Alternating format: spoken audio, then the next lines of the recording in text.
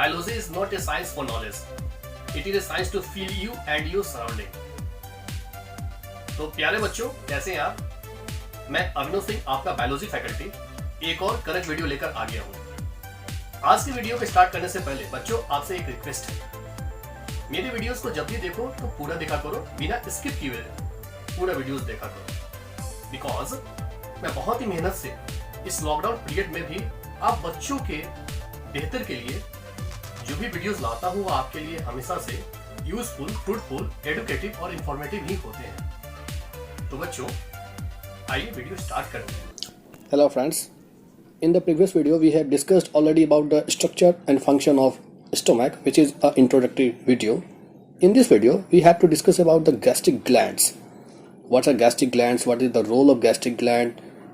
What are the secretions of gastric glands? What are the role of gastric juice in the process of digestion in human stomach region? These are some questions of which answers we will find easily in this video. Okay, so first of all, let us start this video. My friends, my students, this is the image to show the parts of stomach. First of all, what is stomach?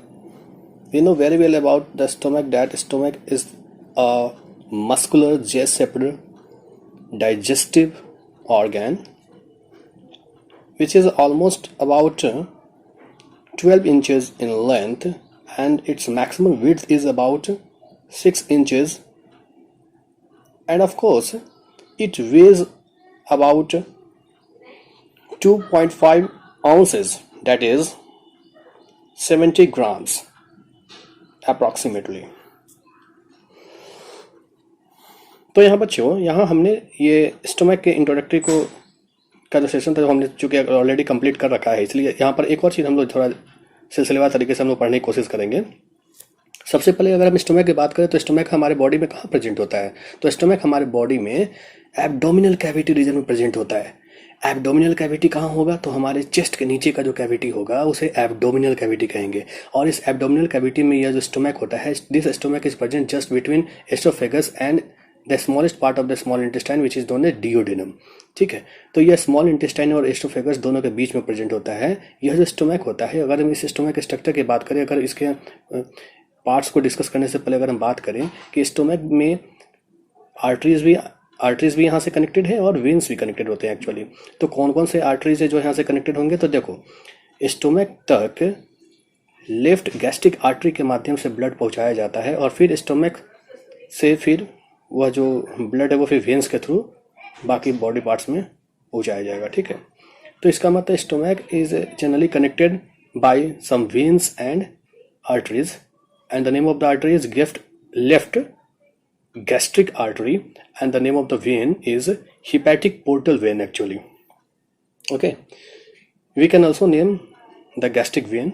इसका मतलब यहाँ पर artery और veins का काफ़ी ज़्यादा collection होता है, और सिंपल समझो कि ब्लड वेसल से जो कि ये कनेक्टेड होता है। स्टमक जो होता है ये हाईली वैस्कुलराइज्ड ऑर्गन है।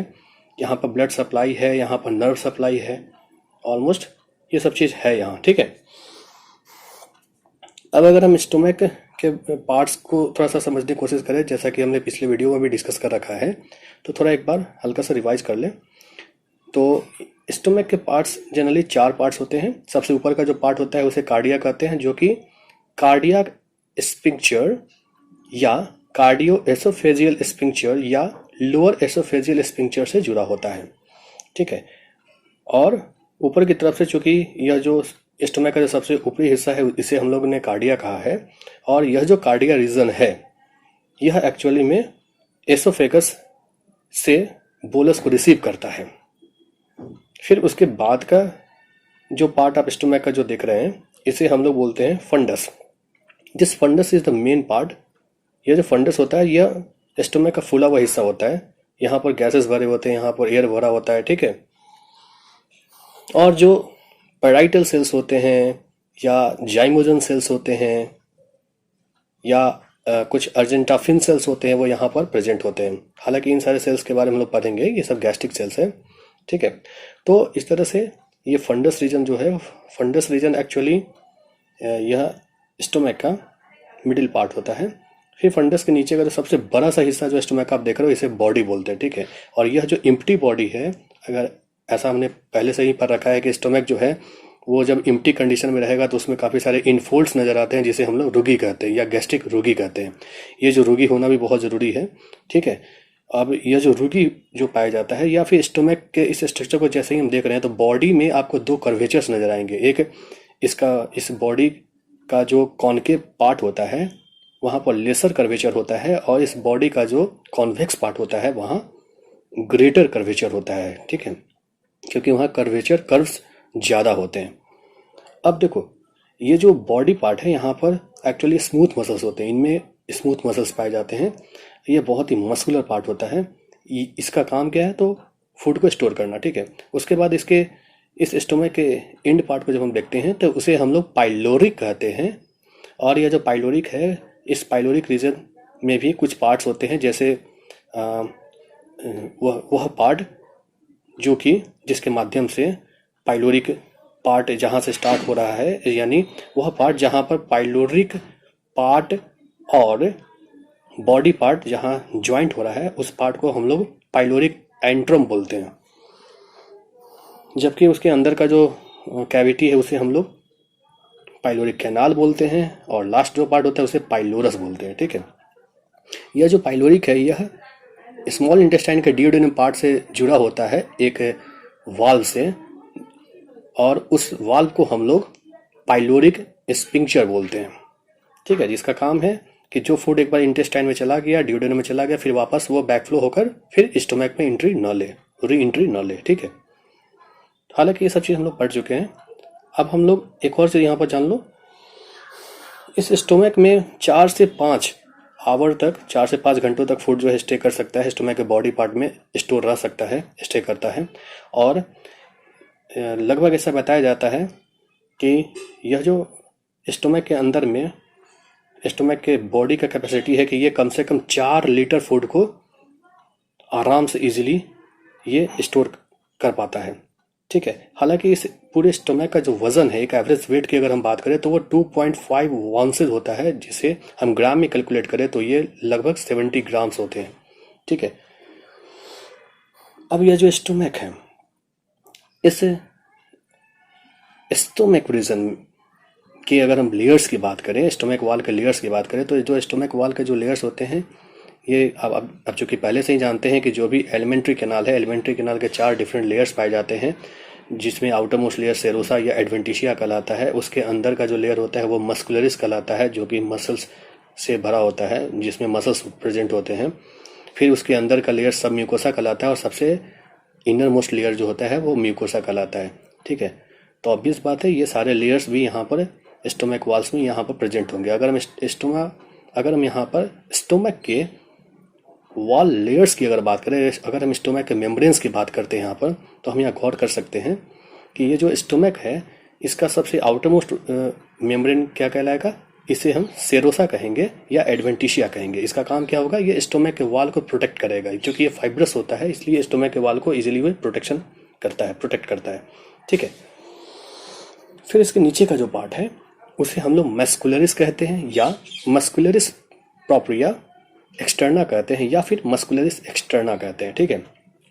यह चूंकि हाईली मस्कुलर पार्ट होता है, यह जो मस्कुलर रीजन होता है, यहाँ पर किस तरह के मसल्स पाए जाएंगे, तो यहाँ पर इनवॉलंटरी मसल्स पाए जाते हैं या स्मूथ मसल्स पाए जाते हैं, जिन्हें हम लोग अनस्ट्रेटेड मसल्स भी कहते हैं। ये इनवॉलंटरी मसल्स कैसे मसल्स होंगे, तो ये जो इनवॉलंटरी मसल्स होते हैं, these involuntary muscles can not be control by our will और द सेंट्रल नर्वस सिस्टम, ठीक है। तो ये जो मसल्स होंगे, ये जो स्मूथ मसल्स यहाँ पर मस्कुलरिस एक्सटर्ना रीजन में प्रेजेंट होते हैं, यहाँ पर 3 तरह के मसल्स पाए जाते हैं।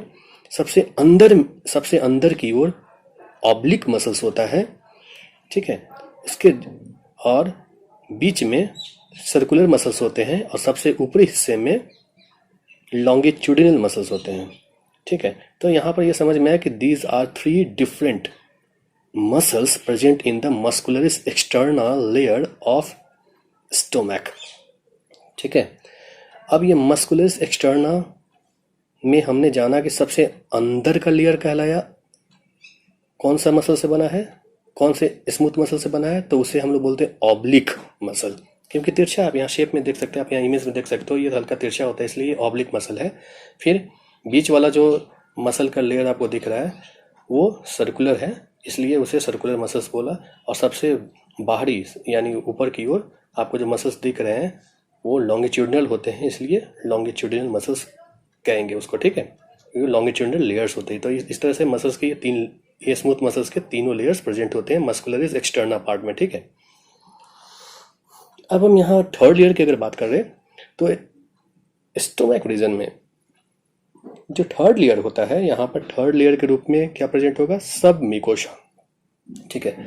यह जो सब म्यूकोसा होता है, सब mucosa actually provides nerve and blood supply to the mucosa. It actually nourishes the mucosa. सब म्यूकोसा एक्चुअली जो है ये म्यूकोसा से कनेक्टेड होता है और म्यूकोसा रीजन को ये नॉरिशमेंट प्रोवाइड कराता है, वहाँ पर ब्लड सप्लाई देने का काम करता है, यानी म्यूकोसा रीजन को सर्व करने का काम किसकी जवाबदेही है, इसी सब म्यूकोसा लेयर की है, ठीक है। दिस सब mucosa also have some secretion of mucin or mucus due to which it is sticky. It creates a sticky environment, ठीक है। अब देखो सबसे इनर मोस्ट पार्ट की अगर हम बात करें, स्टोमक के इनर मोस्ट वॉल या इनर मोस्ट मेम्ब्रेन की बात करें तो उसे बोलेंगे म्यूकोसा। देखो चूंकि आज का हमारा सेशन चूंकि गैस्ट्रिक ग्लैंड से रिलेटेड है, इसलिए म्यूकोसा पार्ट को समझना बहुत जरूरी है। अब देखो स्टोमक का इनर मोस्ट पार्ट को हमने क्या कहा, mucosa. Actually this mucosa contains some gastric pits, इसके अंदर में पिट लाइक स्ट्रक्चर्स होते हैं जिसे हम लोग गैस्ट्रिक पिट्स बोलते हैं, ठीक है। यानी इस म्यूकोसा के ऊपरी हिस्से में काफ़ी सारे पिट लाइक स्ट्रक्चर्स पाए जाते हैं जिसे हम लोग गैस्ट्रिक पिट्स बोलते हैं। और ये जो स्पेस होता है जिसे गैस्ट्रिक पिट बोल रहे हैं, यहाँ पर गैस्ट्रिक ग्लैंड्स प्रेजेंट होते हैं, ठीक है। हम लोग जिन गैस्ट्रिक ग्लैंड्स की चर्चा कर रहे हैं या करने वाले हैं वो असल में कहाँ प्रेजेंट है, तो स्टोमक के inner most layer mucosa region के ऊपरी हिस्से में मौजूद गैस्ट्रिक पिट लोकेशन में पाए जाने वाले गैस्ट्रिक ग्लैंड्स होते हैं, ठीक है। अब ये जो गैस्ट्रिक ग्लैंड्स हैं, ये गैस्ट्रिक ग्लैंड्स जनरली 3 तरह के होते हैं, ठीक है। कौन कौन से, तो स्टोमक का जो मेन 3 रीजन है वहाँ पर ही गैस्ट्रिक ग्लैंड्स पाए जाते हैं। कौन से 3 रीजन की बात मैं कर रहा हूँ, तो स्टोमक का जो सबसे ऊपरी हिस्सा है कार्डिया, स्टोमक का जो मिडिल पार्ट है फंडस, और स्टोमक का जो सबसे एंड पार्ट है या पोस्टीरियर पार्ट है पाइलोरिक। इन तीनों में गैस्ट्रिक ग्लैंड्स प्रेजेंट होते हैं और इस आधार पर gastric glands are of 3 types. जो गैस्ट्रिक ग्लैंड्स पाइलोरिक रीजन में प्रेजेंट होंगे उन्हें बोलेंगे पाइलोरिक ग्लैंड्स, जो गैस्ट्रिक ग्लैंड्स फंडस रीजन में प्रेजेंट होंगे उन्हें बोलेंगे फंडिक ग्लैंड्स, और जो गैस्ट्रिक ग्लैंड्स कार्डिया रीजन में प्रेजेंट होंगे उन्हें बोलेंगे कार्डियक ग्लैंड्स, ठीक है। अब देखो यहाँ अब अगर हम गैस्ट्रिक ग्लैंड्स की बात करें तो गैस्ट्रिक ग्लैंड्स असल में किस नेचर के होते हैं, तो देखो gastric glands are actually exocrine in nature. अब एक्सोक्राइन क्या होता है, तो देखो सबसे पहले हम ग्लैंड्स की बात करें। ग्लैंड्स हम कहेंगे किसको, तो ग्लैंड्स क्या हो सकता है, ग्लैंड्स एक सेल भी हो सकता है, टिश्यू भी हो सकता है या ऑर्गन भी हो सकता है जो कोई ना कोई केमिकल सब्सटेंस सिक्रेट करेगा। यानी अ सेल और टिश्यू और organ which secrete some specific chemical substance is known as gland. यानी ग्रंथि हम किसी कोशिका को भी कर सकते हैं, उत्तक को भी कर सकते हैं या अंग को भी कर सकते हैं जो किसी रासायनिक पदार्थ का श्रावण करता है, ठीक है। और यह जो ग्रंथि है ये दो तरह के होंगे, बहिस्रावी ग्रंथि और अंतःस्रावी ग्रंथि। यानी जो ग्लैंड्स हैं वो एक सेल भी हो सकते हैं, टिश्यू भी हो सकते हैं, ऑर्गन भी हो सकते हैं जो कोई ना कोई केमिकल सब्सटेंस सिक्रेट करेगा, उसे ग्लैंड बोलेंगे। और ये ग्लैंड 2 तरह के होंगे। अगर उनके पास डक्ट मौजूद होगा, नली होगा जिसके माध्यम से जो केमिकल सब्सटेंस वो सिक्रेट करेंगे, वो केमिकल सब्सटेंस उसी नली के माध्यम से, उसी डक्ट के माध्यम से एक जगह से दूसरी जगह जा पाएगा, ट्रेवल कर पाएगा। तो इस तरीके के डक्टफुल ग्लैंड को हम एक्सोक्राइन ग्लैंड बोलते हैं। जबकि कुछ ऐसे भी ग्लैंड्स होते हैं जो डक्टलेस होते हैं, वहाँ पर नली मौजूद नहीं होता है और उनसे जो केमिकल सब्सटेंस रिलीज होते हैं जिन्हें हम हार्मोन्स कहते हैं, वो हार्मोन्स डायरेक्टली हमारे ब्लड स्ट्रीम में इंटर कर जाते हैं और हमारे ब्लड के थ्रू हमारे सारे बॉडी पार्ट्स में सर्कुलेट होते हैं और अपने टारगेट साइट तक पहुँचकर वहाँ पर अपना असर दिखलाते हैं। तो इस तरीके के डक्टलेस ग्लैंड्स को हम लोग इंडोक्राइन ग्लैंड्स बोलते हैं, ठीक है। तो हम यहाँ पर गैस्ट्रिक ग्लैंड की बात कर रहे हैं। गैस्ट्रिक ग्लैंड जो होता है यह एक्सोक्राइन नेचर का है। एक्सोक्राइन नेचर का मतलब डक्टफुल ग्लैंड्स, यहाँ पर डक्ट मौजूद है, यहाँ पर गैस्ट्रिक डक्ट्स मौजूद होते हैं, ठीक है। अब देखो, अब यहाँ पर हमने जान लिया कि चलो गैस्ट्रिक ग्लैंड जो है ये एक्सोक्राइन नेचर का है, इसके पास डक्ट्स होते हैं और ये अगर ग्लैंड है तो इसमें कुछ ना कुछ सिक्रेट होगा। तो इससे क्या सिक्रेट होगा बच्चों? तो इससे गैस्ट्रिक जूस सिक्रेट होता रहता है। अब इस गैस्ट्रिक जूस में मेनली क्या प्रेजेंट होता है? तो देखो, गैस्ट्रिक जूस में मेनली 99.5% वाटर प्रेजेंट होता है। इस गैस्ट्रिक जूस में बाकी जो वाटर के अलावा बाकी जो प्रेजेंट होते हैं उनमें कुछ ऑर्गेनिक सब्सटेंसेस होते हैं और कुछ इनऑर्गेनिक सब्सटेंसेस होते हैं। ऑर्गेनिक सब्सटेंसेस जैसे कुछ प्रो इंजाइम्स होते हैं, प्रो इंजाइम्स यानी inactive enzymes, inactive digestive enzymes, ठीक है, जैसे पेप्सिनोजेन, प्रोरेनिन या गैस्ट्रिक लाइपेज, ये सब कुछ इंजाइम्स हैं, ठीक है।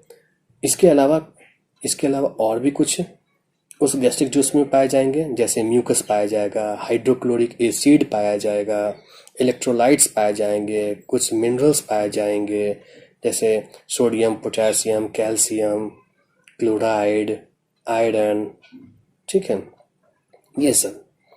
फिर उसी तरह से अगर हम और बात करें तो कुछ हार्मोन्स भी यहाँ पर प्रेजेंट हो सकते हैं, ठीक है। एक्चुअली यहाँ हार्मोन्स बहुत माइनर अमाउंट में होते हैं, लेकिन वो एक बहुत ही इंपॉर्टेंट रोल प्ले करते हैं। देखो, अगर हार्मोन्स हैं यहाँ तो इसका मतलब ये कभी मत समझ लेना कि गैस्ट्रिक ग्लैंड्स इंडोक्राइन नेचर के होंगे, नहीं। Gastric glands generally exocrine nature के ही होते हैं। अभी ये हार्मोन्स यहाँ पर क्यों प्रेजेंट है ये हम लोग थोड़ी देर में चर्चा कर लेंगे, ठीक है। अब देखो, अब अगर हम गैस्ट्रिक ग्लैंड्स की बात कर रहे हैं, हमने जान लिया कि गैस्ट्रिक ग्लैंड्स 3 तरह के हुए। अगर कार्डिया रीजन में है तो कार्डिया ग्लैंड्स, फंडस रीजन में है तो फंडिक ग्लैंड्स, पाइलोरिक रीजन में है तो पाइलोरिक ग्लैंड्स, ठीक है। अब देखो, गैस्ट्रिक ग्लैंड्स अगर हैं तो इसका मतलब इसमें ये कुछ सेल्स से बने होंगे, उन्हें गैस्ट्रिक सेल्स कहेंगे, और उन्हीं सेल से गैस्ट्रिक जूस सिक्रेट होता रहेगा, ठीक है। बताया तो यह जाता है कि डेली हमारे बॉडी में 2 to 3 litres of gastric juices are secreted daily. हमारे बॉडी से डेली का डेली 2 से 3 litre gastric juice daily release होता रहता है। बहुत ही इंटरेस्टिंग फैक्ट है बच्चों, ठीक है। अब गैस्ट्रिक ग्लैंड्स की हम बात कर रहे थे तो गैस्ट्रिक सेल्स की भी बात करना बहुत ज़रूरी है, बहुत आवश्यक है। तो गैस्ट्रिक कौन कौन से गैस्ट्रिक सेल्स पाए जाएंगे? तो देखो, कई तरह के गैस्ट्रिक सेल्स होते हैं। जैसे सबसे पहले अगर हम कार्डिया ग्लैंड्स की बात करें तो कार्डिया ग्लैंड्स में जनरली 2 तरह के गैस्ट्रिक सेल्स पाए जाते हैं। कौन कौन से? तो एक कहलाता है यहाँ सरफेस म्यूकस सेल और दूसरा कहलाता है जाइमोजन सेल, या उसे ही चिप सेल भी बोलते हैं, या उसे ही पेप्टिक सेल भी बोलते हैं। तो देखो, 2 सेल्स का मैंने यहाँ चर्चा किया। किस रीजन के बारे में बात कर रहे हैं, किस ग्लैंड की बात कर रहे हैं? तो हम यहाँ कार्डिया ग्लैंड की बात कर रहे हैं। कार्डिया ग्लैंड यानी गैस्ट्रिक ग्लैंड का फर्स्ट टाइप कार्डिया ग्लैंड की बात करें, जो कि स्टोमक के अपर पार्ट कार्डिया रीजन में प्रेजेंट है, ठीक है। इस कार्डिया ग्लैंड में 2 तरह के सेल्स पाए जा रहे हैं। कौन कौन से? पहला सरफेस म्यूकस सेल। अब सरफेस म्यूकस सेल क्या करेगा? तो ऑब्वियस बात है, ये म्यूसिन या म्यूकस रिलीज करेगा। म्यूसिन या म्यूकस क्या करेगा?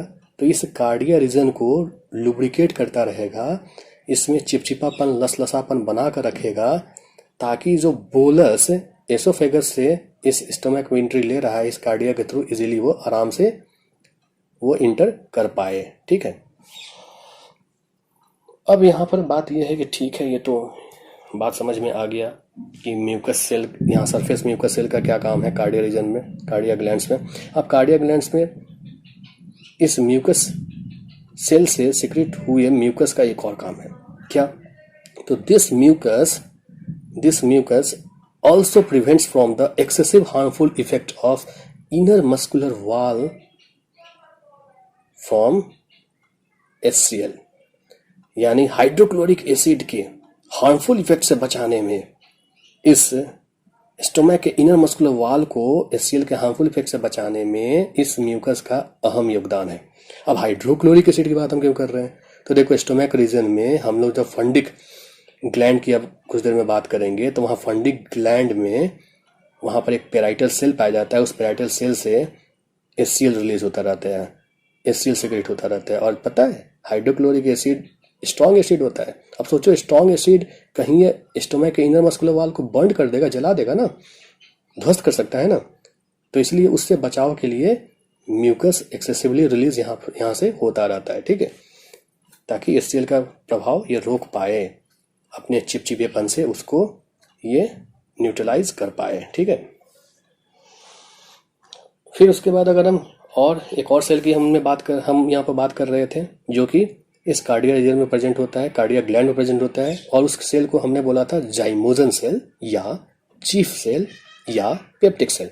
अब ये जाइमोजन सेल क्या होता है? देखो, जाइमोजन सेल जो होता है, जाइमोजन नाम से ही पकड़ो, जेन, हाँ जेन लगा है, इसका मतलब इसमें it secretes actually some pro enzymes, it secretes some digestive pro enzymes. Digestive pro enzymes मतलब एंजाइम्स क्या होते हैं? तो देखो, एंजाइम्स आर बायोकैटलिस्ट। एंजाइम्स जो होते हैं वो बायोकैटलिस्ट केमिकल्स होते हैं, जो कि जनरली किसी भी बायोकेमिकल रिएक्शन को वो स्टार्ट करते हैं, या तो उसके रेट को, उस बायोकेमिकल रिएक्शन के रेट को इंक्रीज करा सकते हैं या फिर डिक्रीज करा सकते हैं, जनरली इंक्रीज ही कराते हैं। तो इस तरह से जो बायोकैटलिस्ट हैं उन्हें एंजाइम्स बोलेंगे। ये एंजाइम्स जो होते हैं जनरली नाइट्रोजिनस होते हैं, और ये डाइजेस्टिव एंजाइम्स की अगर हम बात कर रहे हैं, इसका मतलब डाइजेस्टिव टर्म यहाँ इसलिए यूज किया गया क्योंकि ये डाइजेशन में हेल्प करेगा। अब कैसे हेल्प करेगा थोड़ा हम लोग देख लें। अगर तो हमने कहा कि चीफ सेल या जाइमोजन सेल या पेप्टिक सेल की हम लोग बात कर रहे हैं, जो कि यहाँ कार्डिया ग्लैंड में प्रेजेंट है, कार्डिया रीजन में भी प्रेजेंट है, ठीक है। तो इसका काम क्या है? तो zymogen cell secretes 3 types of digestive pro enzymes. Pro enzymes का मतलब होता है इनएक्टिव एंजाइम, वो एंजाइम अभी इनएक्टिव है, वो प्रिकर्सर है मेन एंजाइम का। किस किस प्रो एंजाइम्स की हम लोग बात कर रहे हैं? तो पहला है प्रोपेप्सिन, इसे पेप्सिनोजेन भी कहते हैं। दूसरा है प्रोरेनिन, और तीसरा होता है गैस्ट्रिक लाइपेज। देखो, पहला और दूसरा जो है ना, ये प्रोटियोलिटिक एंजाइम है। प्रोटियोलिटिक एंजाइम है यानी प्रोटीन डाइजेस्टिव प्रो एंजाइम्स हैं, ठीक है, जो HCl के संपर्क में जब आएंगे तो एक्टिवेट हो जाएंगे और तब अपने मेन फॉर्म में कन्वर्ट हो जाएंगे। जैसे पेप्सिनोजेन जब HCl के संपर्क में आएगा तो यह पेप्सिन नाम के प्रोटीन डाइजेस्टिव एंजाइम में कन्वर्ट हो जाएगा, और फटाफट फूड में मौजूद जो कॉम्प्लेक्स प्रोटीन मॉलिक्यूल्स हैं उसको इसके सिंपलर फॉर्म यानी पेप्टाइड्स, पेप्टोन्स, एमिनो एसिड में ब्रेक करेगा, ताकि वो प्रोटीन जो कॉम्प्लेक्स प्रोटीन मॉलिक्यूल्स है उसके पेप्टाइड बॉन्ड को ये तोड़ने का काम कर देगा। तो ऑटोमेटिकली वो complex protein molecule simpler form में कन्वर्ट हो जाएगा, ठीक है। ठीक उसी तरह से अगर हम सेकंड प्रो एंजाइम की बात करें, जिससे हम लोग कह रहे हैं प्रोरेनिन, तो प्रोरेनिन जो होगा ये असल में ये इन्फेंट्स में या काप्स में पाए जाते हैं, जो बछड़े होते हैं ना कैटल्स के, उनमें पाए जाएंगे, या हम लोग में भी पाए जाएंगे, ह्यूमन में भी, तो इन्फेंट्स में पाए जाएंगे, नवजात शिशु में पाए जाएंगे। जनरली एडल्ट में ये एब्सेंट होते हैं। लेकिन ये प्रोरेनिन क्या होता है? प्रोरेनिन जब HCl के संपर्क में आता है तो हाइड्रोक्लोरिक एसिड के प्रभाव की वजह से ये उस एसिडिक नेचर की वजह से, उस एसिडिक सबस्ट्रेटम इन्वायरमेंट की वजह से ये कन्वर्ट हो जाता है प्रोटीन डाइजेस्टिव एंजाइम में, जिसे रेनिन बोलते हैं, ठीक है। और यह जो रेनिन है, it can digest milk protein, यह कुछ मिल्क प्रोटीन्स को ये डाइजेस्ट कर सकता है। जैसे एक मिल्क प्रोटीन होता है कैसीन, कैसीन को ये डाइजेस्ट करता है। कैसीन को इसके सिंपलर फॉर्म ये पैराकैसीन में ये कन्वर्ट करता है। फिर पैराकैसीन फिर जब कैल्शियम से रिएक्ट करता है, कैल्शियम से, तो फिर वो कैल्शियम पैराकैसिनेट में कन्वर्ट हो जाता है, ठीक है। तो ये बच्चों में देखा जाता है, नवजात शिशु में देखा जाता है। देखते हो ना नवजात शिशु को जब वो ओवर फीडिंग कर लेते हैं, जब वो जरूरत से ज़्यादा खा लेते हैं, तो देखते हो उनका जो वॉमिटिंग होगा उसमें आप देखोगे तो मिल्क बाहर निकलता है, ठीक है, मिल्क वॉमिट होता है, और वो एकदम कर्ड की तरह तुमको दिखेगा, कर्ड की तरह। क्यों? तो कर्डलिंग नेचर किस वजह से है? इसी कैल्शियम पैराकैसिनेट की वजह से होता है, ठीक है। तो इसका मतलब क्या समझ में आया कि चलो यहाँ पर 2 तरह के प्रोटीन डाइजेस्टिव एंजाइम्स का फॉर्मेशन हुआ जाइमोजन सेल्स में। किससे? अपने प्रिकर्सर से। कब? जब HCl के संपर्क में आए। कैसे?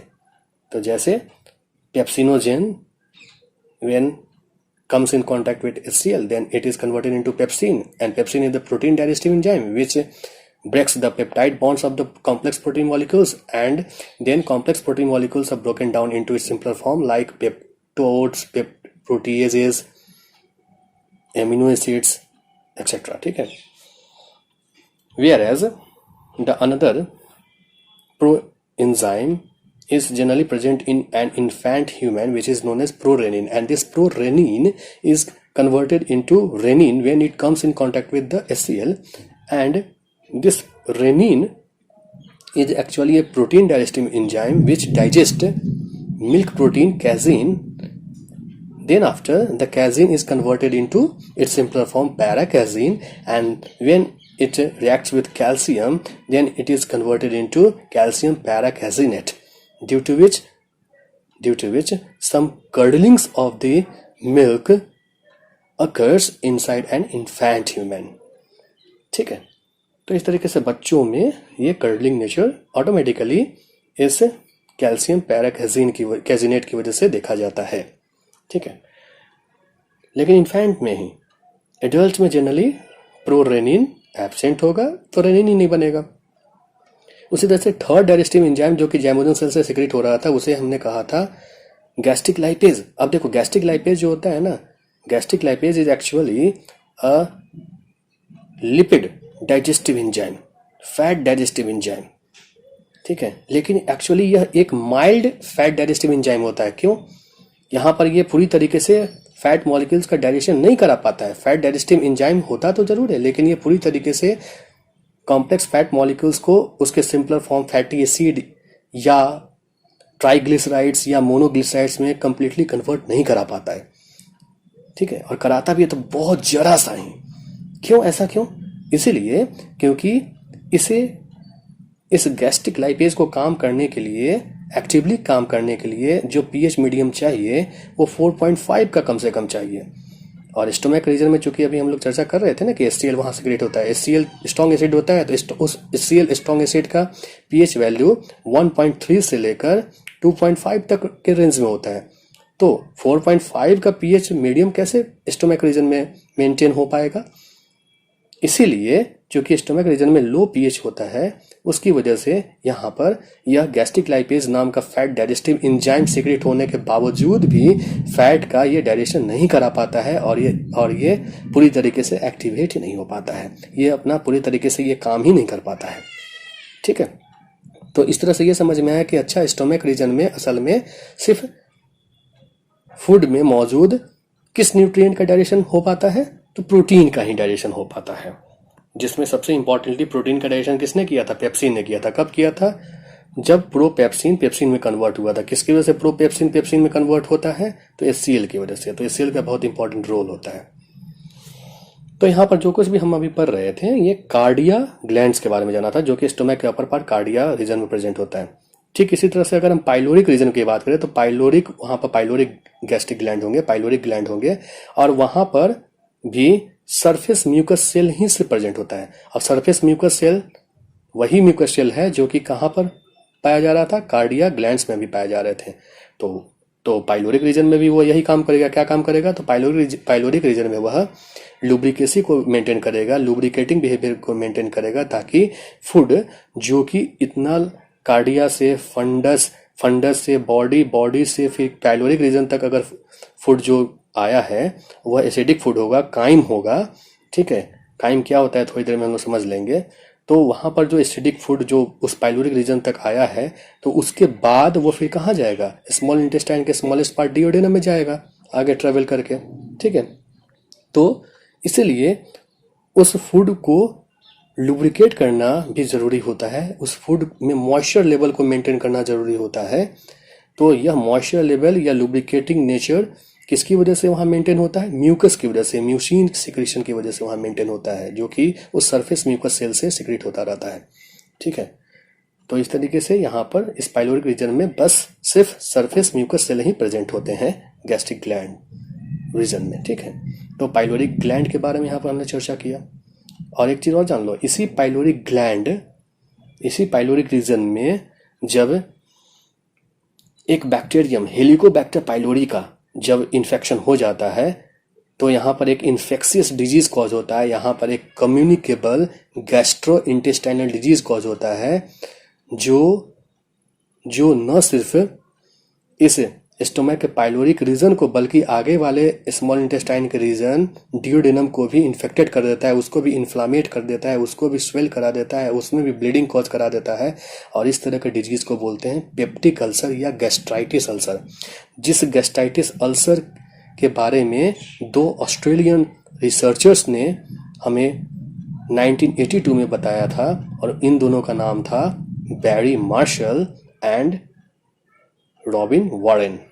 आप यहाँ इमेज देख रहे हैं, तो ये जो आपको सबसे पहला जो इमेज दिख रहा है लेफ्ट साइड में, ये 54 ईयर्स ओल्ड बैरी मार्शल हैं, और उसके बाद 68 ईयर्स ओल्ड ये रॉबिन वॉरेन। ये उस समय की बात है जब ये 54 ईयर्स के थे मार्शल साहब, और वॉरेन साहब जब 68 ईयर्स के थे। उस समय 1982 की बात है। उस समय इन्होंने एक बैक्टीरियम हेलिकोबैक्टर पाइलोरी को डिस्कवर किया था, और बताया था कि इस हेलिकोबैक्टर पाइलोरी की वजह से ही इस पाइलोरिक रीजन में इन्फेक्शन कॉज होता है। ये इस पाइलोरिक रीजन को इन्वेड कर देता है ये बैक्टीरिया, और आगे ये डियोडेनम को भी इन्वेड कर सकता है, जिसकी वजह से यह जो डिजीज कॉज होता है उसे हम लोग पेप्टिक अल्सर या गैस्ट्राइटिस अल्सर बोलते हैं। हालांकि 1982 से पहले लोग यह मानकर चल रहे थे कि शायद गैस की वजह से ये प्रॉब्लम होता होगा, गैस्ट्रिक प्रॉब्लम की वजह से होता होगा, HCl का यहाँ पर कोई रोल होता होगा, लेकिन ऐसा कुछ होता नहीं है। यह एक कम्युनिकेबल डिजीज है। इसके बारे में जब इन दोनों ऑस्ट्रेलियन रिसर्चर्स ने जब बताया, तो इनके इस मेजर कंट्रीब्यूशन के लिए, इंपॉर्टेंट कंट्रीब्यूशन के लिए इनको 2005 में फिजियोलॉजी और मेडिसिन के लिए नोबेल प्राइज से भी अवार्डेड किया गया था। ठीक है, तो ये तो पाइलोरिक ग्लैंड्स की भी बात हो रही थी। अब थोड़ा हम लोग जान ले, एक और रीजन की बात कर ले, क्योंकि गैस्ट्रिक ग्लैंड्स जनरली 3 रीजन में प्रेजेंट हैं। 3 तरह के गैस्ट्रिक ग्लैंड्स हैं, कार्डिया ग्लैंड्स, पाइलोरिक ग्लैंड्स और फंडिक ग्लैंड। अब हम थोड़ा फंडिक ग्लैंड की बात कर ले। देखो, स्टोमक के जो फंडस रीजन है, ठीक है, इस रीजन में फंडिक ग्लैंड्स पाए जाते हैं। ये जो फंडिक ग्लैंड्स हैं यही एक्चुअली मेल गैस्ट्रिक ग्लैंड्स के रूप में भी जाने जाते हैं। ये जो गैस्ट्रिक ग्लैंड्स हैं, यहाँ पर किस तरह के सेल्स प्रेजेंट हैं? तो यहाँ पर कई तरह के सेल्स प्रेजेंट हैं। जैसे यहाँ पर भी म्यूकस सेल प्रेजेंट होगा, लेकिन उस म्यूकस सेल को म्यूकस नेक सेल बोलते हैं, या म्यूकस नेक सेल, या फिर इसे गॉबलेट सेल भी बोलते हैं। अब यह म्यूकस नेक सेल और गॉबलेट सेल क्या करेगा? तो ऑब्वियस बात है, म्यूसिन सिक्रेट करेगा, म्यूकस सिक्रेट करेगा, और इस म्यूकस या म्यूसिन का भी 2 काम होगा।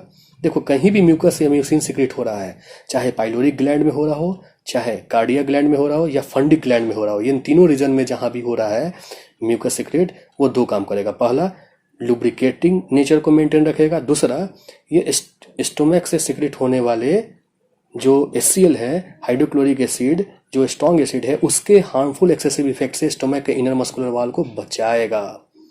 ठीक है, तो यहाँ पर जो फंडिक ग्लैंड्स होते हैं, इनमें ये जो सेल प्रेजेंट होता है, जिसे हम क्या बोले, हमने क्या कहा, गॉबलेट सेल कहा, या इसे ही हम लोग म्यूकस नेक सेल कह रहे हैं। ठीक है, अब यहाँ पर और दूसरा भी सेल प्रेजेंट होगा। ये दूसरा सेल क्या होगा? तो जो कार्डिया ग्लैंड में भी प्रेजेंट था, वह भी यहाँ प्रेजेंट होगा। ठीक है, और इसे हम बोलेंगे जाइमोजन सेल, या पेप्टिक सेल, या चीफ सेल। ये जो जाइमोजन सेल होता है, ये कॉलमनर क्यूबॉइडल इपिथेलियम से बना होता है, या क्यूबॉइडल शेप का होता है। ठीक है, और यह जो जाइमोजन सेल्स होते हैं, ये वही काम करेंगे जो कार्डिया ग्लैंड में कर रहे थे, यानी इनसे क्या सिक्रेट होगा? फिर वही चीज़, 3 तरह के डाइजेस्टिव एंजाइम्स, जिसमें से 2 प्रोटियोलिटिक एंजाइम्स होंगे, जिसमें दोनों प्रोटीन डाइजेस्टिव प्रो एंजाइम्स कौन कौन होंगे? तो पेप्सिनोजेन और प्रोरेनिन। प्रोरेनिन इन्फेंट केस में होगा, एडल्ट केस में मेनली क्या होगा? पेप्सिनोजेन। और यह जब पेप्सिनोजेन जब HCl से रिएक्ट करेगा, तो ये क्या बनाएगा? पेप्सिन बनाएगा। पेप्सिन प्रोटीन डाइजेस्टिव एंजाइम होता है, और प्रोटीन डाइजेस्टिव एंजाइम होगा तो ऑब्वियस बात है, ये प्रोटीन का डाइजेशन करेगा, प्रोटीन का पाचन होगा यहाँ। ठीक है, फिर यहाँ पर एक और फैट डाइजेस्टिव एंजाइम भी रिलीज होता है, जिसे गैस्ट्रिक लाइपेज कहते हैं। लेकिन मैंने पहले ही ऑलरेडी समझा दिया है आप लोगों को कि गैस्ट्रिक लाइपेज को सही से काम करने के लिए 4.5 pH वैल्यू चाहिए, जो कि यहाँ पर मेंटेन नहीं हो पाता है HCl की वजह से। इसलिए ये हल्का ही फैट का डाइजेशन करा पाता है। जनरली फैट का डाइजेशन ये सिक्रेट होने के बावजूद भी नहीं करा पाता है। ठीक है, फिर उसके बाद यहाँ पर और कौन से सेल यहाँ पर सिक्रेट होंगे, और कौन से सेल यहाँ प्रेजेंट होंगे इस फंडिक ग्लैंड में, फंडिक गैस्ट्रिक ग्लैंड में। तो अभी तक हमने जाना फंडिक गैस्ट्रिक ग्लैंड में चीफ सेल प्रेजेंट थे, म्यूकस नेक सेल प्रेजेंट थे जिसे गॉबलेट सेल भी कहा था। अब यहाँ तीसरा भी सेल प्रेजेंट होता है जो बहुत ही ज्यादा इंपॉर्टेंट है, इसे हम लोग ऑक्जेंटिक सेल या पेराइटल सेल भी बोलते हैं। ऑक्जेंटिक सेल और पेराइटल सेल दो केमिकल्स का सिक्रेशन करते हैं, पहला हाइड्रोक्लोरिक एसिड और दूसरा इंट्रिंसिक फैक्टर। देखो जो हाइड्रोक्लोरिक एसिड है ये स्ट्रॉन्ग एसिड है, ये कंसंट्रेटेड होता है और इस रीजन में ये हाइड्रोक्लोरिक एसिड का जो यह स्टोमक के अंदर कई इंपॉर्टेंट फंक्शन को कंट्रोल करेगा। अब HCl का यहाँ क्या इंपॉर्टेंस है, थोड़ा इसको समझ लेना, इसको नोट कर लेना बच्चों, बहुत इंपॉर्टेंट है। इससे नीट में या बोर्ड एग्जाम्स में कई बार क्वेश्चंस पूछे जाते हैं। तो HCl का क्या इंपॉर्टेंस है, इस चीज़ को थोड़ा समझ लेना। देखो HCl का सबसे पहला इंपॉर्टेंस यह है कि HCl किल्स द पैथोजेंस और germs present in the food या बोलस। क्योंकि बोलस हमने किसको कहा था, बोलस का फॉर्मेशन कहाँ हो गया था, वो सैलिवा में जैसे ही फूड मिक्स हुआ था बक्कल कैविटी में, तो वहाँ किसका फॉर्मेशन हो चुका था, बोलस का। यही बोलस जो है ये फैरिंग्स एसोफेगस होते हुए स्टोमक के कार्डिया रीजन से वो ये इस फंडिक रीजन में प्रवेश करता है, फंडस रीजन में प्रवेश करता है। तो इस बोलस पर HCl का प्रभाव होता है और बोलस या उस फूड में मौजूद जो भी जर्म्स या पैथोजेंस भी अगर उसके साथ अगर आ गए होंगे गलती से, तो उनको किल कर देगा, नष्ट कर देगा ये स्ट्रॉन्ग एसिड HCl। ये पहला काम हुआ HCl का। दूसरा काम HCl का क्या है कि इट रिएक्ट्स और विथ सम डाइजेस्टिव प्रोएंजाइम्स। जैसे हमने कहा था ना कि पेप्सिनोजेन के साथ रिएक्ट करेगा और उसको पेप्सिन प्रोटीन डाइजेस्टिव एंजाइम में कन्वर्ट करेगा, फिर प्रोरेनिन के साथ रिएक्ट करेगा, फिर रेनिन प्रोटीन डाइजेस्टिव एंजाइम में कन्वर्ट कर देगा। तो इस तरीके से प्रोटियोलिटिक जो प्रो एंजाइम्स होते हैं, प्रोटीन डाइजेस्टिव प्रो एंजाइम्स जो होते हैं, उनको लो pH चाहिए होता है अपने प्रिकर्सर से मेन फॉर्म में आने में। ठीक है, तो यह लो pH यहाँ HCl की वजह से मेंटेन होता है, क्योंकि HCl का जो pH वैल्यू होता है ये 1.3 से 1.8 के ही बीच होता है। लगभग 1.8 का pH वैल्यू यह HCl मेंटेन करता है। इसकी वजह से ये स्ट्रॉन्ग एसिड है और इस वजह से यहाँ पर प्रोटीन डाइजेस्टिव एंजाइम पेप्सिन का फॉर्मेशन हो पाता है। और पेप्सिन जो है ये कॉम्प्लेक्स प्रोटीन मॉलिक्यूल्स में मौजूद पेप्टाइड बॉन्ड को तोड़ देगा और उसके सिंपलर फॉर्म में, उस प्रोटीन का डाइजेशन करने के बाद उसको सिंपलर फॉर्म में कन्वर्ट कर देगा। ठीक है, तो इस तरीके से प्रोटीन का डाइजेशन बहुत बढ़िया से हो पाता है। ये HCl का सेकंड फंक्शन था। The third function of HCl is that it converts bolus into crime, CHYME, crime. देखो crime is the acidic food. जब फूड जो कि बोलस यहाँ आया हुआ था इस स्टोमक रीजन में, तो यहाँ पर वह बोलस किस में कन्वर्ट होगा, वो एसिडिक मीडियम में कन्वर्ट हो जाएगा और उस एसिडिक फूड को हम क्या बोलेंगे, कौन सा टर्म हम यहाँ यूज करेंगे, काइम। ठीक है, तो इस तरीके से ये थर्ड फंक्शन हुआ HCl का। HCl का चौथा फंक्शन होता है it inactivate the salivary amylase और ptyalin present in the bolus. अब देखो बोलस में सैलिवा, मतलब फूड में जब सैलिवा मिक्स हुआ था तभी ना बोलस का फॉर्मेशन हुआ था, तो उसमें तो सैलिवरी अमाइलेज या टाइलिन था ही। तो उस टाइलिन का pH वैल्यू क्या होता था, 6.8। लेकिन यहाँ स्टमक रीजन में जब प्रवेश किया है यह जो फूड या बोलस, तो यहाँ पर तो pH वैल्यू क्या मेंटेन हो रहा है, 1.8 अप्रोक्सीमेटली। तो यहाँ पर 6.8 pH वैल्यू वाला जो कार्बोहाइड्रेट डाइजेस्टिव एंजाइम था वो यहाँ पर क्या हो जाएगा, इनएक्टिव हो जाएगा। ठीक है, ये वो यहाँ पर इनएक्टिव हो जाएगा, यानी उसको इनएक्टिव करने का काम भी कौन कर रहा है, HCl ही कर रहा है। इसके अलावा HCl और क्या काम करेगा, तो HCl सॉफ्टन द फूड। ये फूड को HCl सॉफ्टन भी करता है, मुलायम कर देता है, ताकि अच्छे से फूड का यहाँ पर कर्डलिंग हो सके, यानी फूड जो है अच्छे से मथा जाए, जैसे समुद्र मंथन हुआ था ना। ठीक है, ठीक उसी तरह से यहाँ पर फूड को अच्छे से मथा जाता है। ठीक है, तो मथने का काम यहाँ पर असल में HCl करता है, सॉफ्टन करके फूड को। इसके अलावा HCl का एक और काम है, Fe3 आयन को, Fe3+ आयन को ये Fe2+ आयन में कन्वर्ट करता है, यानी ये आयरन मिनरल को एब्जॉर्ब कराने में बहुत अहम योगदान देता है। तो HCl इस तरह से काफ़ी सारा यहाँ काम करके दिया। ठीक है, तो HCl के ये सारे फंक्शंस बहुत ही ज़्यादा इंपॉर्टेंट है, इसको हमें नोट कर लेना है। और ये HCl का सिक्रेशन किस सेल से हुआ है, पेराइटल सेल से या ऑक्जेंटिक सेल से।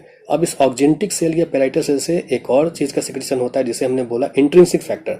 अब इंट्रिंसिक फैक्टर क्या होता है, तो देखो यह जो इंट्रिंसिक फैक्टर है यह एक ग्लाइकोप्रोटीन केमिकल है जो करता क्या है, जो विटामिन B12 जिसे हम लोग साइनोकोबालामाइन कहते हैं उसे एब्जॉर्ब करता है। अच्छा, विटामिन B12 एब्जॉर्ब होता है, यानी इसका मतलब स्टोमक रीजन में डाइजेशन के अलावा एब्जॉर्प्शन भी होता है। हाँ, एब्जॉर्प्शन कम होता है, डाइजेशन प्रोटीन का ज़्यादा होता है। ठीक है, तो एब्जॉर्प्शन यहाँ किसका हो रहा है, विटामिन B12 का। आयरन का भी एब्जॉर्प्शन कुछ देर पहले हुआ था, मैंने बताया था ना, HCl की वजह से। HCl ने Fe3+ को Fe2+ में कन्वर्ट किया था, यानी यहाँ एब्जॉर्प्शन भी होता रहता है थोड़ा सा। तो यहाँ विटामिन B12 को एब्जॉर्ब करना क्यों जरूरी है, देखो विटामिन B12 को एब्जॉर्ब करना इसलिए जरूरी है because vitamin B12 is most important for the formation of RBC का फॉर्मेशन के लिए बहुत इंपॉर्टेंट है। अगर विटामिन B12 यहाँ एब्जॉर्ब नहीं हो पाएगा तो एनीमिया डिजीज हो सकता है। ठीक है, तो इसलिए विटामिन B12 का एब्जॉर्प्शन किसकी वजह से होगा, तो इस इंट्रिंसिक फैक्टर की वजह से होगा जो कि पेराइटल सेल से सिक्रेट हुआ। अब यहाँ पर और क्या कोई सेल पाए जाते हैं, हाँ बिल्कुल पाया जाता है। इससे फंडिक गैस्ट्रिक ग्लैंड रीजन में और भी कुछ सेल्स पाए जाते हैं। इन सेल्स को क्रोमैफिन सेल्स या इन्हें ही अर्जेंटाफिन सेल्स भी कहते हैं। अर्जेंटाफिन सेल्स भी कई तरह के होते हैं। अर्जेंटाफिन सेल्स जो होते हैं ये कई तरह के हैं, जैसे G cell, E cell, D cell. ठीक है, हालांकि इनके बारे में पूरा डिटेल एनालिसिस हम लोग अभी फिलहाल नहीं करेंगे। ठीक है, हायर क्लासेस में इनको ज़्यादा डिटेल में पढ़ना है, लेकिन एक शॉर्टकट आइडिया ताकि हमारा नीट एम्स आराम से कवर हो जाए, उतना तो कम हमें जानना पड़ेगा ना। तो यहाँ पर अर्जेंटाफिन जो सेल्स होते हैं ये असल में कुछ हार्मोन्स को यहाँ सिक्रेट करते हैं। ये इंडोक्राइन नेचर्स रखते हैं, इंडोक्राइन नेचर्स रखते हैं। अभी तो हमने कहा था गैस्ट्रिक ग्लैंड जो है ये तो एक्सोक्राइन ग्लैंड है। हाँ बिल्कुल एक्सोक्राइन ग्लैंड है, लेकिन यहाँ कुछ इंडोक्राइन सिक्रेशन भी होता है जो बहुत ही लेस अमाउंट में होता है, इसलिए स्टोमक को हम कहीं से भी मिक्स्ड ग्लैंड या इंडोक्राइन ग्लैंड नहीं कहते हैं। अब ये क्यों जरूरी है, ये सिक्रेशन भी क्यों जरूरी है, थोड़ा इसको समझो। तो जैसे क्रोमैटाफिन सेल का एक टाइप है G सेल, जो G cell secretes gastrin hormone. ये जो गैस्ट्रीन हार्मोन है ये असल में एक पेप्टाइड हार्मोन है जो करता क्या है, तो gastrin hormone stimulates the secretion of gastric juice from the gastric gland. Gastric gland से गैस्ट्रिक जूस का प्रॉपर सिक्रेशन होता रहे, इसको मेंटेन करता है ये गैस्ट्रीन हार्मोन, जो कि क्रोमैटाफिन सेल या अर्जेंटाफिन सेल के एक टाइप G सेल से सिक्रेट होता है। ठीक है, फिर दूसरी तरह का अर्जेंटाफिन सेल है जिसे हम लोग बोलते हैं D सेल। अब D सेल किस चीज को सिक्रेट करेगा, तो D सेल एक ग्रोथ इनहिबिटर हार्मोन को सिक्रेट करता है जिसे हम लोग बोलते हैं सोमैटोस्टैटिन। ये जो सोमैटोस्टैटिन है ना, this somatostatin is actually secreted from the delta sales of many digestive organs. कई सारे डाइजेस्टिव ऑर्गन से सिक्रेट होता रहता है, जैसे पैंक्रियाज में भी इसके बारे में पढ़ोगे। ठीक है, ये डिओडेनम रीजन में भी यानी इंटेस्टाइन रीजन में भी ये सिक्रेट होता रहता है। ठीक है, फिर यह जो है ये इस स्टोमक रीजन में भी यहाँ सिक्रेट होता है, इस फंडिक ग्लैंड रीजन में।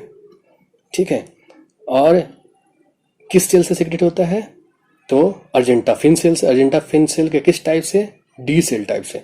ठीक है, D सेल जिसे डेल्टा सेल बोलते हैं, तो इस डेल्टा सेल से सिक्रेट होता है। ये करता क्या है, तो अभी तो बताया कि जो भी गैस्ट्रिक जूस है इसका सिक्रेशन है। ठीक है, तो इसका सिक्रेशन प्रॉपर्ली होता रहे, उसको बैलेंस करने का ये काम करता है। या सोमैटोस्टैटिन जो है असल में ग्रोथ इनहिबिटर की तरह काम कर रहा है, तो प्रॉपर ग्रोथ अगर कुछ हो रहा है, ठीक है, तो उस ग्रोथ को ये पॉज करने में अहम योगदान देगा ताकि ग्रोथ जो है वो बैलेंस हो सके, ओवर ग्रोथ ना हो पाए। ठीक है, बस यही काम है सोमैटोस्टैटिन हार्मोन का यहाँ। फिर एक और तरह का अर्जेंटाफिन सेल यहाँ प्रेजेंट होता है जिसे हम लोग बोलते हैं E सेल। E सेल यानी ये इंडोक्राइन नेचर का होता है, अभी बताया था ना, इसलिए इस यहाँ E जो है इंडोक्राइन को इंडिकेट कर रहा है। अब देखो E सेल क्या सिक्रेट करेगा, E सेल सिक्रेट करता है सेरोटोनिन हार्मोन। ये सेरोटोनिन क्या करेगा, तो सेरोटोनिन जो है ना ये हमारे ब्रेन को मैसेज देगा कि जब भी हम कोई चीज़ खाते हैं तो हमारा पेट भर गया, अब और नहीं चाहिए, या और ज़्यादा चाहिए, भूख अभी भी लगी है, ये सारा चीज़ रिपोर्टिंग या उससे रिलेटेड जो मैसेज है ये कौन पहुंचाएगा? यही serotonin. And this serotonin also acts as a vasodilator. ये जो सेरोटोनिन जो होता है ना, सेरोटोनिन, ये वैसो कंस्ट्रिक्टर होता है, वैसो डायलेटर नहीं, वैसो कंस्ट्रिक्टर। वैसो कंस्ट्रिक्टर का मतलब है ये ब्लड वेसल्स को कॉन्स्ट्रिक्ट करा देता है, कॉन्ट्रैक्ट करा देता है जब भी ओवरडोज हम लेते हैं तो, ठीक है। तो इस तरह से यहाँ पर हमने ये काफ़ी सारे अर्जेंटाफिन सेल्स के बारे में यहाँ डिस्कस किया है, ठीक है। अब यहाँ पर इस तरह से यहाँ पता चला, यहाँ पर जितने भी सेल्स के बारे में हमने यहाँ चर्चा किया, all are belonging to gastric glands. चाहे वो पाइलोरिक ग्लैंड से बिलोंग करे, चाहे वह कार्डियक ग्लैंड से बिलोंग करे, या फिर फंडिक ग्लैंड से बिलोंग करे, लेकिन वो इन गैस्ट्रिक ग्लैंड से जरूर वो बिलोंग करता है, निश्चित रूप से। तो इस तरीके से यहाँ पर हमने गैस्ट्रिक जूस के एनाटॉमी और फिजियोलॉजी को यहाँ पर डिस्कस कर लिया है बच्चों, ठीक है। अगर आपको कोई कन्फ्यूजन होगा तो आप इस वीडियो को पूरा रिप्ले करके देखना, और अगर कोई आपके पास डाउट है तो आप कमेंट सेक्शन में आप अपना डाउट सेंड कर सकते हो, मैं उसका जवाब देने की भरपूर कोशिश करूँगा, ठीक है। अगर आपको ये वीडियो अच्छा लगा है तो कृपया लाइक कर दें। अगर आपने अभी तक हमारा ये चैनल सब्सक्राइब नहीं किया तो फटाफट सब्सक्राइब कर दो बच्चों, क्योंकि हमारे जैसा ऑनलाइन प्लेटफॉर्म आपको पूरे यूट्यूब पर कहीं नहीं मिलेगा, ठीक है। और ये फ्री ऑफ कॉस्ट है, यहाँ पर कोई भी पेड कोर्सेस अभी नहीं चल रहे हैं और आगे भी चलने का कोई योजना नहीं है। इसलिए फटाफट हमारे वीडियो को अपने फ्रेंड्स या फिर अपने जो कलीग्स हैं उन तक सोशल मीडिया या किसी भी माध्यम से फटाफट शेयर कर दिया करो बच्चों। इस वीडियो को लाइक, शेयर, कमेंट, सब्सक्राइब अवश्य किया करो। So, thank you very much.